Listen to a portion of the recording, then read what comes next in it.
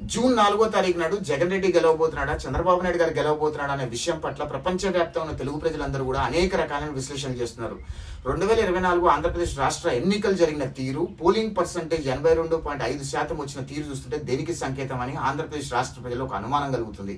అదేవిధంగా ప్రభుత్వ ఉద్యోగులందరూ కూడా జగన్మోహన్ రెడ్డి ఓటమి కోసం పనిచేయడం, పోలీసులలో 80% మంది జగన్ రెడ్డికి వ్యతిరేకంగా పనిచేయడం, ఆంధ్రప్రదేశ్ రాష్ట్ర ప్రజలందరూ కూడా కసిగా బయటకు వచ్చి ఓటేయటం, ఆంధ్రప్రదేశ్ రాష్ట్ర ప్రజలు వివిధ రాష్ట్రాల్లో స్థిరపడ్డ వాళ్ళందరూ కూడా ఆంధ్రప్రదేశ్ రాష్ట్రానికి వచ్చి కసిగా ఓటు వేయటం, ప్రపంచవ్యాప్తంగా ఉన్న తెలుగు ప్రజల్లో దాదాపు 2.5 లక్షల మంది ఎన్ఆర్ఐలు వివిధ దేశాల నుంచి ఆంధ్రప్రదేశ్ రాష్ట్రానికి వచ్చి ఓటు వేయటం, ఇవన్నీ చూస్తుంటే జగన్మోహన్ రెడ్డి ఓటమి భయంకరంగా ఉండబోతుందని చెప్పి విశ్లేషకులు ఆల్రెడీ విశ్లేషణ చేస్తూనే ఉన్నారు.